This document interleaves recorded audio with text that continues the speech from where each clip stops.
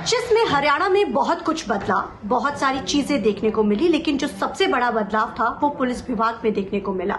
हालांकि चर्चाओं में पुलिस विभाग सबसे ज्यादा रहा, हालांकि अभी तक भी वो चर्चाओं में है, लेकिन एक बड़े बदलाव के साथ, नए चेहरे के साथ ओपी सिंह आते हैं।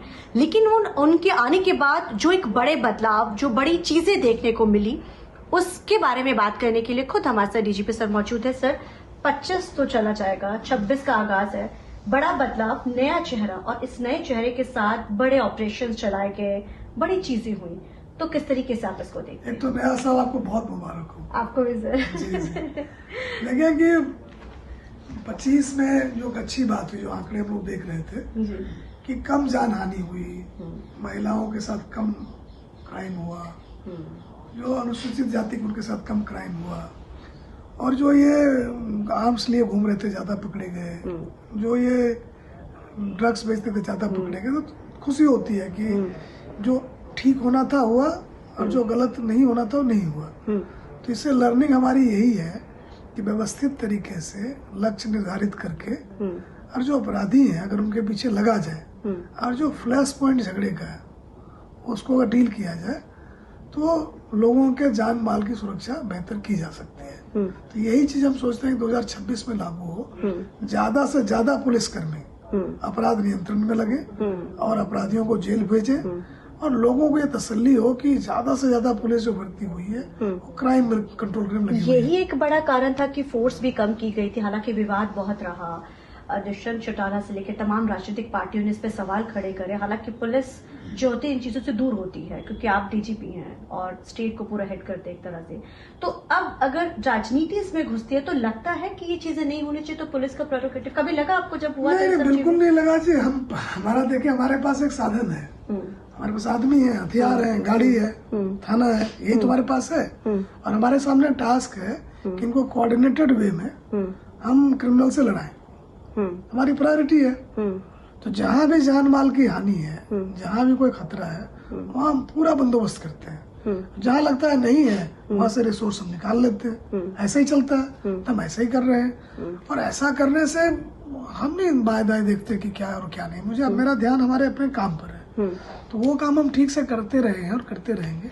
आपकी एक चीज बड़ी ये चली थी जब सिक्योरिटी कम की गई थी, आपने कहा कि चाहे सिनेमा हॉल्स हैं या कहीं घूमने जाते हैं तो बहुत सारे गार्ड साथ जो उनके चलते हैं, ये चीजें मुझे मतलब इसके ऊपर नियंत्रण है, या फिर पहले जो है सीआईडी वो असेसमेंट ली जाएगी तमाम चीजों की।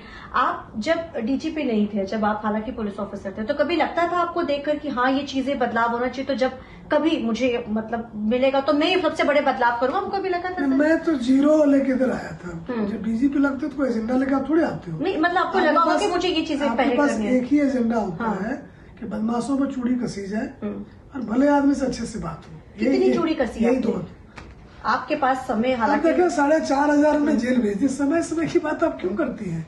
पुलिस की लीडरशिप जो है इंडिविजुअल सेंट्रिक नहीं है। डीजीपी कभी रिटायर नहीं करता, ओपी सिंह करेंगे, उसमें क्या हो गया? ऐसी क्या बात हो गई? तो वो कोई टेन्योर का कोई मतलब नहीं है।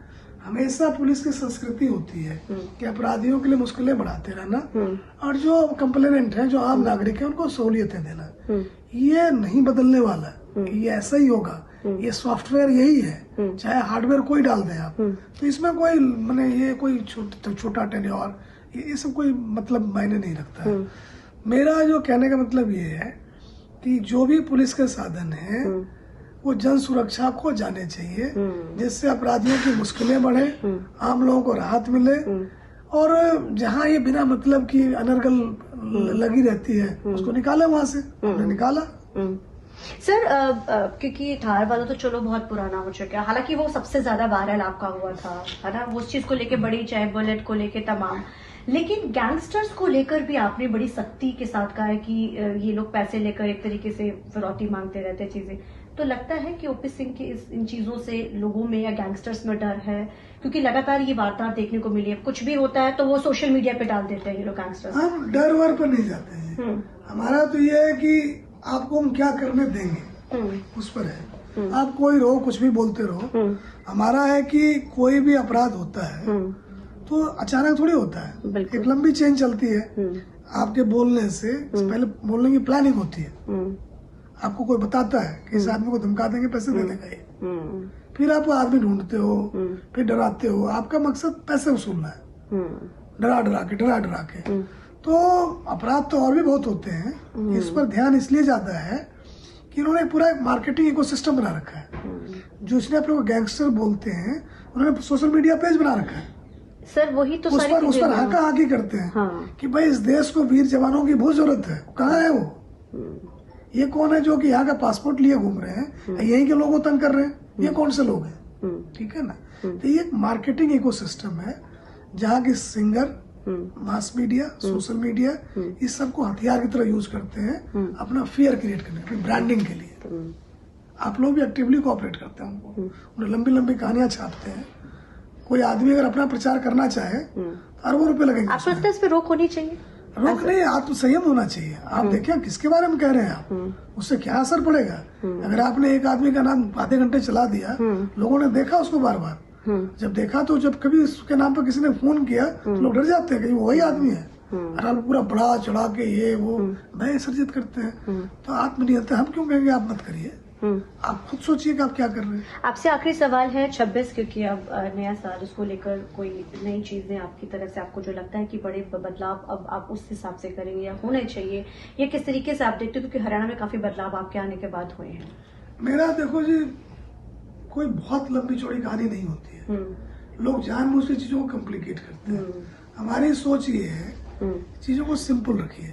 हमने हमेशा कहा था कि क्रिमिनल्स का और पुलिस का आमना सामना होना चाहिए। 36 का आंकड़ा होना चाहिए। वो जैसे चलते हैं आप वैसे ही चलिए। अगर टेक्नोलॉजी यूज करते तो आप भी टेक्नोलॉजी यूज करिए। वो गाड़ियां तेज है तो आपकी गाड़ियां भी तेज हो। वो रात में चलते हैं, आप भी रात में चलिए। तो ये हमारा क्लोज कॉम्बैट है। हम लोग इन्फेंट्री है, हमारा क्लोज कॉम्बैट उनसे है। तो इसका कोई विकल्प नहीं है। पुलिस जो है अपराधियों को चेकमेट फिजिकली किए रहेगी तभी अपराध रुकेगा। जो डिस्परेट है उसको जेल में डालिए, जो बाहर से घेर के रखिए, वो घिरा हुआ महसूस करें, हावी ना हो।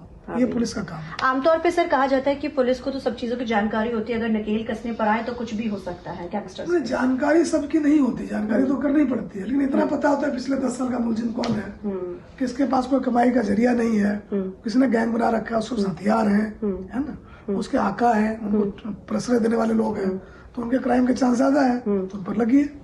धन्यवाद सर। तो ये थे हमारे साथ बात करने के लिए हरियाणा के डीजीपी चंडीगढ़ से TV9 के लिए अमनप्रीत कौर।